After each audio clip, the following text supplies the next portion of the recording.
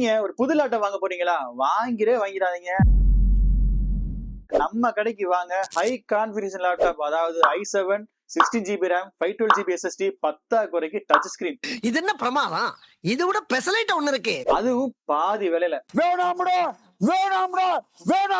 இப்படி சொன்னா யாருங்க 50,000 60,000 கொடுத்து புது லேப்டாப் வாங்குவா? அதுவும் நம்மள மாதிரி ஆட்கள். அதனால தான் நம்ம வியூவர்ஸ்க்காக நிறைய பேசாதீங்க.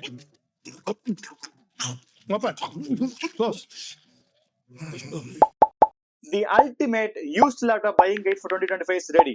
முக்கியமா செகண்ட்ஸ்ல விக்கிற யூஸ்ட் லேப்டாப்பையே பிராண்ட் நியூ லேப்டாப்னு இன்ஸ்டாகிராம் அது இதுன்னு கூவி ப்ரமோட் பண்ணிட்டு இருக்காங்க. இங்கதான் நீங்க உஷாரா இருக்கணும். அதுதான் இயர் ஆஃப் மேனுஃபேக்சரிங். அதாவது 2018-19 லேப்டாப்பை டப்பால அடைச்ச உடனே நம்ம மக்கள் 7-8 வருஷம் பழைய லேப்டாப்பை புது லேப்டாப் நினைச்சு வாங்கிட்டு இருக்காங்க.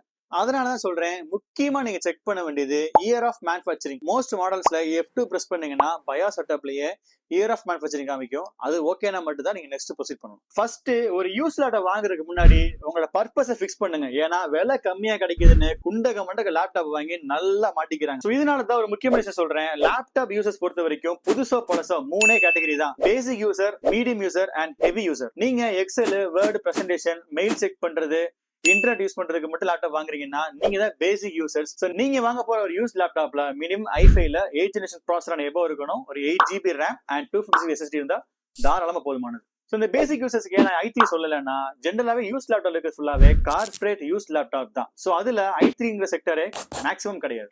இல்ல நீங்க ஒரு college student, software development, multi tasking, அதே மாதிரி லாங் டர்ம் ரிசர்ச்காண்டி வாங்குறீங்கன்னா நீங்க வாங்க போற யூஸ் லேப்டாப்ல minimum i7 processor 8th generation எபோ கண்டிப்பா இருக்கணும். ஒரு 16GB RAM and 512GB SSD இருக்க மாதிரி பாத்துக்கோங்க. கடைசியா நீங்க ஒரு ராவான ரெக்கட் கேமரா இருந்து வீடியோ எடிட்டிங் எல்லாம் பண்ணி அனிமேஷன் ஒர்க் எல்லாம் பண்றீங்கன்னா யூஸ் லேப்டாப் பக்கம் தலை வச்சு கூட படுத்துறாங்க. ஏன்னா உங்களோட ஹெவி டிமாண்ட இந்த யூஸ் லேப்டாப்ல இருக்கிற யூ ப்ராசஸர் மீட் பண்ணாது. அதாவது ultra low power processor meet up பண்ணாது. சோ உங்களுக்கு தேவையானது ஹெச் ப்ராசஸர். அது மோஸ்ட் காமன்லி கேமிங் லேப்டாப்ல தான் இருக்கும். சரி, ரைட். இப்ப நியூ லேப்டாப் வாங்க ஐடியா இருக்கீங்கன்னா நியூ லேப்டாப் எப்படி வாங்க டீடைல் இன்ஃபர்மேஷன்ஸ் மேல ஐபேட்ல கொடுத்துருக்கேன், மறக்காம பாருங்க. இப்போ விஷயத்துக்கு வருவோம். நீங்க யூஸ் லேப்டாப் வாங்கணும் கடைக்குள்ள போனீங்கன்னா இந்த சீரிஸ் லேப்டாப்பை தான் டன் கணக்கு அடிக்க வச்சிருப்பாங்க. ஏன்னா யூஸ் லேப்டாப் வாங்குறதுன்றது ஒரு வித்தை. ஏன்னா லேப்டாப் வந்து ஒரு ஸ்பேர் கிடையாது, thousands ஆஃப் ஸ்பேர்ஸ் ஒன்னா ஒர்க் ஆனதான் லேப்டாப். என்ன பிராண்ட் லேப்டாப் வாங்குறது உங்களோட பர்சனல் சாய்ஸ். இப்ப நான் என்ன பண்ண போறேன்னா, ஒரு செகண்ட்ஸ் லேப்டாப்பை எப்படி தெளிவா பார்த்து வாங்குறத சொல்ல போறேன். ஜெனரல் செகண்ட்ஸ் லேப்டாப் வாங்க போறீங்கன்னா இது ஃபுல்லா கமர்ஷியல் லேப்டாப்ஸ். லேப்டாப்ல 3 ஸ்பேர் தான் ரொம்ப காஸ்ட்லி. அதாவது first motherboard, display screen, battery. So இந்த 3 மட்டும் தெளிவா பார்த்து வாங்கிட்டீங்கன்னா நீங்க தப்பிச்சிட்டீங்க. அப்படி ஒரு வேலை இல்லன்னா யானையை வாங்கின கதை தான், நல்லா மாட்டிக்கிட்டீங்க. என்னடா ரொம்ப பயமுறுத்துறீங்க. சோ ஒரு யூஸ் லேப்டாப் வாங்குறதுல ஃபர்ஸ்ட் வித் பிசிக்கல் டெஸ்ட். ஒரு லேப்டாப் எடுத்து கையில பிடிச்சீங்கன்னா ஒரு ஸ்டெடியா இருக்கணும். அதாவது எந்த ஒரு லூஸ் கனெக்ஷன்ஸோ ஒரு ஃபிலிம்ஸியோ இல்லாம எல்லா பாடி பார்ட்ஸும் ஒரு ஃபிட்டா இருக்குன்றதை என்ஷூர் பண்ணுங்க. முக்கியமா சோ லேப்டாப் ஒரு 4 தடவை திறந்து மூடினீங்கன்னா ஒரு கிராக்லிங் நாய்ஸ் ஆர் பிளாஸ்டிக் உடையமா சவுண்ட் கிடைச்சுன்னா அந்த லேப்டாப் ஹிண்டஸ் உடஞ்சிருக்குன்னு அர்த்தம். ஏன்னா ஹிண்டஸ் டேமேஜ் காமனான பிரச்சனை. நெக்ஸ்ட் செகண்ட் பிசிக்கல் டெஸ்ட் ரொம்ப முக்கியமான பெயிண்ட் தான். ஏன்னா செகண்ட் லேப்டாப் பொறுத்த வரைக்கும் ஃபுல்லா பெயிண்ட் பிடிச்சி வச்சிருவாங்க. பேக்கப் பிராண்ட் நியூவா இருக்கும், கொஞ்ச நாள்ல சாயம் விழுத்துரும். இந்த மாதிரி கார்னர்ஸ்ல ஜஸ்ட் நீங்க இப்படி பண்ணீங்கன்னா தெரியுதுங்களா, பெயிண்ட் போகுது பாத்தீங்களா. ஆனா பார்க்க பிராண்ட் நியூவா இருக்கு. It's painted laptop. பல்லே ஆலியா நீ வியாபாரமே ஆவாத ஓட்ட தக்காளி எல்லாம் வியாபாரம் பண்ற. பொதுவா இந்த யூஸ்ட் அண்ட் ரிஃபர்பிஷ்ட் லேப்டாப் கேட்டகரியில 3 முக்கியமான பாயிண்ட்ஸ் இருக்கு. அதாவது A++, A++, A+. லேப்டாப்போட கண்டிஷன் பொறுத்து கேட்டகரைஸ் பண்ணிருப்பாங்க. முடிஞ்ச வரைக்கும் A++ ப்ரிஃபர் பண்ணுங்க. அடுத்து பிசிக்கல் டெஸ்ட்ல கனெக்ஷன்ஸ், அதாவது HDMI port, VGA port, LAN port இதெல்லாம் ரஸ்டிங் ஆகாம இருக்கான்னு பார்க்கணும். அதே மாதிரி பேனல்ஸ்ல எதுவும் கிராக்ஸ் இருக்கான்றதையும் நீங்க பார்க்கணும். முக்கியமா நிறைய பேர் இந்த ஃபெவிக்விக் அடபான்லாம் போட்டு ஒட்டி வச்சிருப்பாங்க, அந்த மாதிரி எது இருக்கான்றத பார்க்கணும். Next test display screen. இது ரொம்ப முக்கியமானது. டிஸ்பிளே ஸ்கிரீன்ல ஏதாவது ஸ்கிராச்சஸோ அது இம்ப்ரெஷன்ஸ் இருக்கான்றத பார்க்கணும். ஏன்னா ஜென்ரலாவே கமர்ஷியல் லேப்டாப்ல இந்த மாதிரி இம்ப்ரெஷன்ஸ் நிறைய இருக்கும். இந்த மாதிரி கீபோர்ட் தடை இருந்துச்சுன்னா அந்த டிஸ்பிளே கண்டிப்பா அவாய்ட் பண்ணிருங்க. கொஞ்ச நாளே display flickering issues and notice issues வர ஆரம்பிச்சிடும். இந்த மாதிரி இம்ப்ரெஷன்ஸ் அதிகமா இருந்துச்சுன்னா அப்படியே அவாய்ட் பண்ணிருங்க. நீங்க வாங்குறது ஒரு டச் ஸ்கிரீன் இருந்துச்சுன்னா ஈஸியா செக் பண்ணிடலாம். ஒரு கார்னர்ல கையை வைங்க, வச்சு அப்படியே இழுத்தீங்கன்னா பொறுமையா பாருங்க, அப்படி யூனிஃபார்மா வரணும். சோ நீங்க கையில கொடுக்குற ரியாக்ஷன்ஸ்க்கு ஏற்ற மாதிரி பர்ஃபெக்டா கூடயே வந்துச்சுன்னா டிஸ்பிளே பக்காவா இருக்குன்னு அர்த்தம்.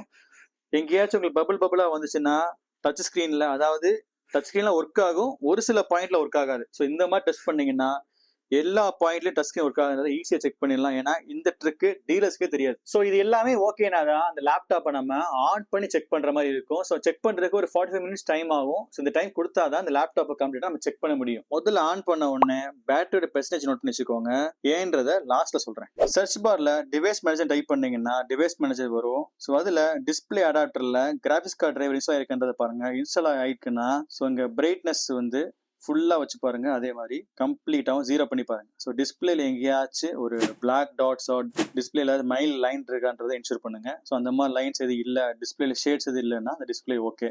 ஒருவேளை ஷேடோ ஒரு பிளாக் டாட்ஸ் மாதிரி இருந்ததுன்னா டிஸ்பிளேல ப்ராப்ளம் இருக்குன்னு அர்த்தம். இந்த டிஸ்பிளே டெஸ்ட் ரொம்ப முக்கியமானது. ஏன்னா இப்போ லேப்டாப் ஃபுல் ஹெச்டி 10 டச் ஸ்கிரீன்லாம் இருக்கு. ஸோ அதுல ப்ராப்ளம்னா எக்கு தப்பா ரேட் வரும். நெக்ஸ்ட் லேப்டாப்போட கீபோர்ட் தான். ஸோ கீபோர்ட் இப்படி வச்சு பாத்தீங்கன்னா எல்லா கீஸும் ஃபிளாட்டா இருக்கணும், அதாவது ஒரே மாதிரி இருக்கணும்.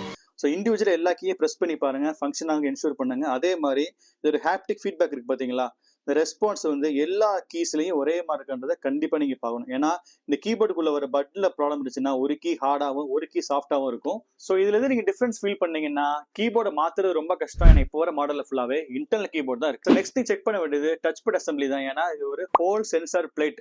ஓகேங்களா? ஸோ சென்சார் பிளேட்ல எல்லா செக்ஷன்ஸும் ப்ராப்பரா ஒர்க் ஆகுதுங்கிற செக் பண்ணுங்க. அதாவது எல்லா பாயிண்ட்ஸும் ஒரே மாதிரி ஒர்க் ஆகணும். அதாவது கேலிபிரேஷன்ஸ் எல்லாம் ஈவனா இருக்கணும். ஏன்னா சம் பிளேசஸ்ல வந்து பாத்தீங்கன்னா அந்த மவுஸ் பாயிண்ட் ஷேக்கியா இருக்க மாதிரி இருக்கும். அந்த மாதிரி இருந்துச்சுன்னா டச் பேட் அசம்பிளி ப்ராப்ளம் இருக்குன்னு அர்த்தம். நெக்ஸ்ட் டெஸ்ட் லேப்டாப் அசசரிஸ்ல ஒன் பை ஒன்னா செக் பண்ற மாதிரி இருக்கும். ஸோ அதுக்கு ஃபர்ஸ்ட் வைஃபை கனெக்ட் பண்ணுங்க.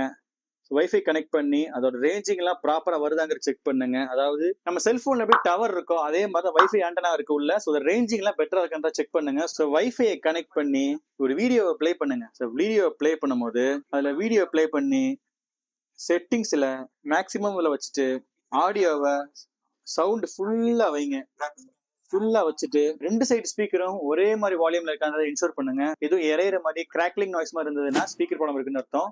அதே மாதிரி வைஃபை கார்டுல எவ்வளவு ஸ்பீட்ல ஒர்க் ஆயிட்டு இருக்கு நம்ம இங்கேயே செக் பண்ணிடலாம். ஏன்னா 40 MBPS ஒர்க் ஆயிட்டு இருக்கு, இது ஓகே தான். ஸோ அதுலயே வந்து பாத்தீங்கன்னா சொன்ன கான்ஃபிகரேஷன்லாம் கரெக்டா இதுல இருக்கான்றத ஒன் பை ஒன் நீங்க இதுலயே செக் பண்ணிக்கலாம். ஸோ இப்போ வைஃபை டிஸ்கனெக்ட் பண்ணிக்கலாம். டிஸ்கனெக்ட் பண்ணிட்டு நெக்ஸ்ட் ப்ளூடூத்.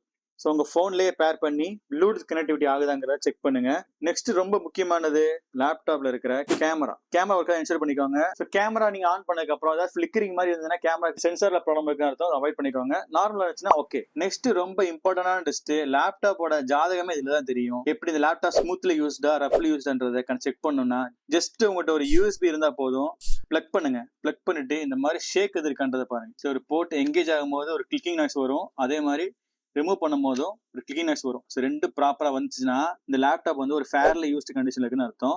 ஒருவேளை அந்த USB போர்ட் ரொம்ப ஆடுச்சுன்னா துவச்சு தொங்க விட்ட லேப்டாப்னு அர்த்தம். அதை விட முக்கியமானது, நீங்க வாங்க லேப்டாப்ல Type-C போர்ட் சார்ஜர் இருந்துச்சுன்னா பி கேர்ஃபுல். ஏன்னா இது ரொம்ப சென்சிட்டிவானது.